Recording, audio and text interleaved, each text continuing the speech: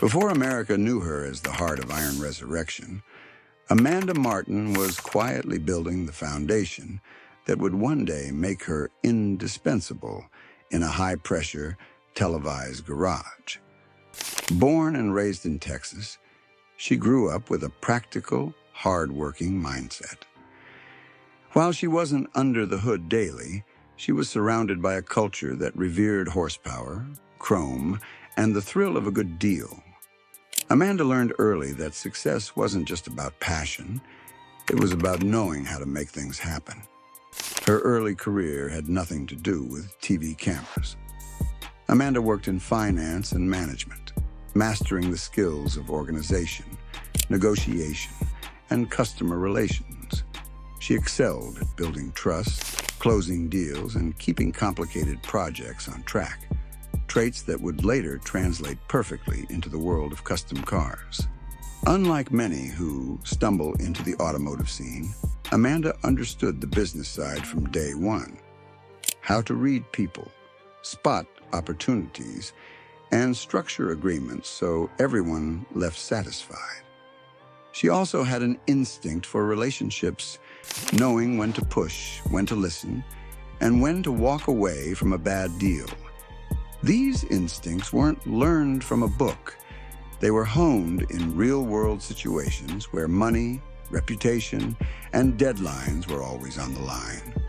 Her ability to stay calm when others got flustered made her a natural problem solver.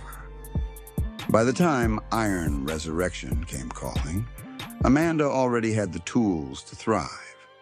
She didn't need to prove she could build a career, she already had one. What she didn't know was that her blend of business savvy, negotiation grit, and Texas charm would make her not just an asset to the show, but one of its most beloved faces.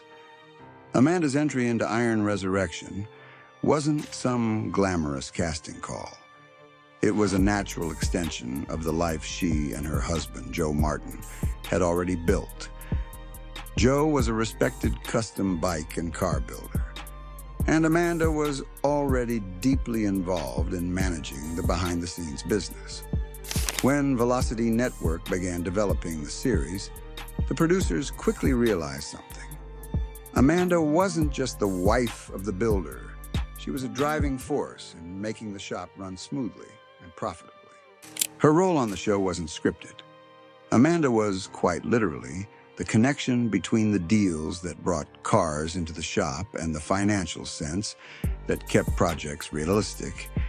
Viewers saw her answering calls, negotiating with sellers, and keeping Joe's creative ambitions from spiraling into budget-busting territory. She became the calm, confident counterbalance to the shop's creative chaos. Amanda approached TV with the same mindset she had in business: prepare, adapt, and get things done. She didn't see herself as a character, but as someone doing the real work that just happened to be filmed. Fans noticed. Her genuine approach stood out in a genre often dominated by over-the-top personalities. While other automotive shows leaned heavily on staged drama, Amanda brought authenticity. From day one, her on-screen presence felt effortless. She wasn't trying to be a TV personality. She was simply being herself, knowledgeable, approachable, and always ready to close a deal. For the production team, she became an anchor, someone who could keep a scene grounded while still delivering the entertainment value audiences expected. Almost immediately, Amanda became a fan favorite. While Joe and the crew worked magic on the shop floor, Amanda became the face viewers associated with the show's warmth and accessibility. She was the voice on the other end of the phone making deals happen, the smiling presence at car meets, and the steady hand during tense negotiations. Viewers loved her ability to juggle the business side while staying personable. She never came across as cold or calculating, even when she was driving a hard bargain. Instead, she carried a relatable energy, firm but fair. Her Texas charm, mixed with sharp business instincts, made her a rare presence in the custom car TV world, where women were often sidelined or reduced to background roles. Her ability to connect wasn't just for the cameras. Fans who met Amanda at events described her as approachable and genuinely interested in their stories. She understood that Iron Resurrection was more than entertainment. It was a community. That personal investment helped cement the loyalty of viewers, many of whom tuned in as much for Amanda as for the builds themselves. But with visibility came a new kind of responsibility. Amanda found herself representing not just the shop, but women in a male-dominated industry. She embraced it, knowing her presence challenged outdated stereotypes about who could be a serious player in the automotive world. Behind Amanda's confident on-screen presence was a schedule that would test even the most organized person. Filming days often ran long, and the production demands didn't stop when the cameras did. Amanda was constantly balancing the needs of the TV crew with the realities of running a functioning business. While the audience saw her making calls and negotiating purchases, what they didn't see were the late nights spent reviewing budgets, coordinating transportation for vehicles, and managing customer expectations, all while preparing for the next day's shoot. The constant juggling act left little room for personal downtime. There was also the unspoken expectation that Amanda would always be on. Whether she was exhausted or dealing with personal matters, the cameras needed her energy and focus.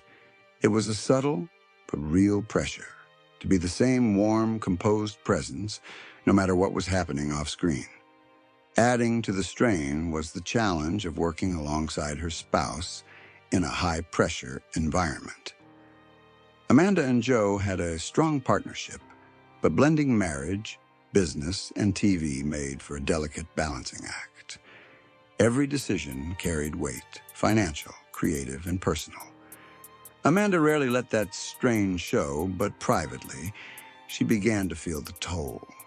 The work was rewarding, but it was also relentless, and she knew something would eventually have to give. Fame hit Amanda Martin fast. Practically overnight, she went from being known within a tight circle of Texas car enthusiasts to being recognized in airports, grocery stores, and restaurants across the country. On the surface, the perks were undeniable. The shop's exposure exploded, business inquiries doubled, and Iron Resurrection merchandise began selling in places they never imagined. Amanda also felt the deeper reward of inspiring fans, especially women, to pursue roles in the automotive world. She would receive handwritten letters from young girls who said they wanted to learn mechanics because they saw her on TV making deals and running the business. That impact made the long hours feel worth it. But the other side of fame was far less glamorous.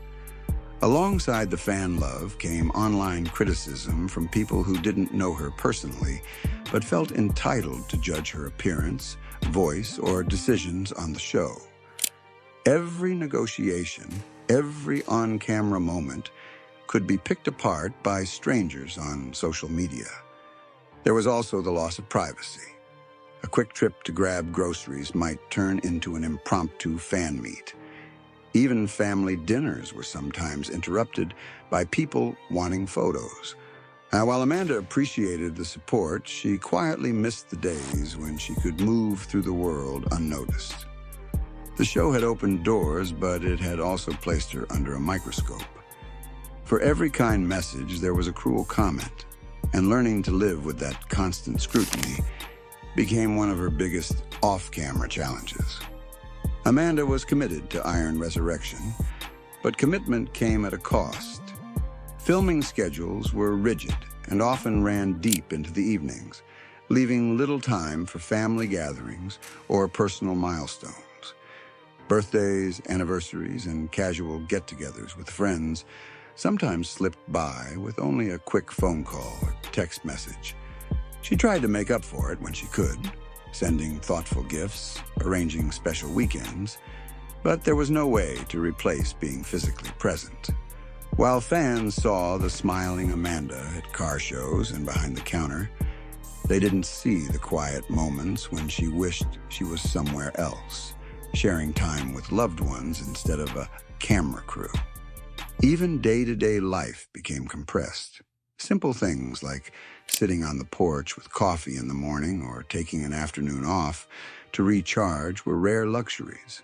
When she wasn't filming, she was handling the administrative work that kept the shop moving forward, meaning true downtime was almost non-existent. The emotional weight of those missed moments added up. She began to realize that while the show was helping to build a professional legacy, it was also taking time she couldn't get back. And as the seasons went on, that realization grew harder to ignore. For Amanda, the decision to step back from Iron Resurrection wasn't impulsive. It was a slow accumulation of small truths she could no longer push aside. The pace was relentless, the scrutiny exhausting, and the personal sacrifices too great. She still loved the automotive world and the people she worked with, but she wanted to reclaim her life on her own terms. There was also the growing awareness that the longer she stayed in the constant grind of television, the harder it would be to step away later. She didn't want to reach a point where resentment overshadowed the pride she felt in what she had accomplished. Privately, Amanda and Joe discussed the shift for months. They both knew the show had been a blessing for their business, but they also valued their personal happiness. The decision ultimately came down to balance, something that had been missing for too long. When she left, Amanda didn't make a dramatic public announcement. She simply moved toward the next chapter, quietly focusing on projects that mattered most to her. She knew she'd always be tied to Iron Resurrection in the eyes of fans, but she was ready to be more than a TV personality.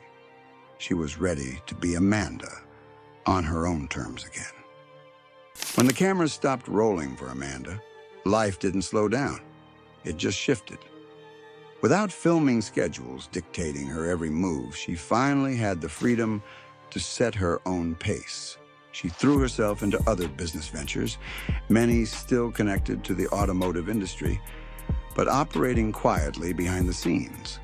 She partnered with Joe on select builds, but these were passion projects, not production deadlines.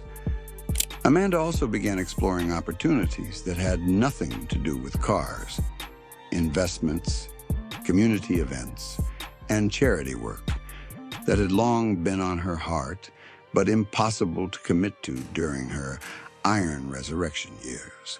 She started attending local fundraisers, supporting small businesses, and lending her name to causes she cared about. Her days were still busy, but the rhythm was hers to control. She could choose to take a day off to spend with family, or book a last-minute trip without worrying about conflicting with a filming block. That flexibility gave her a kind of peace she hadn't realized she was missing until she had it back. The fans didn't disappear either.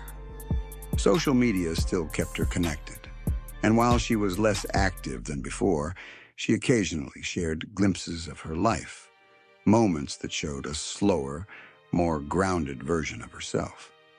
In those posts, she looked genuinely happy, the kind of happy that comes from living on your own terms rather than performing for an audience.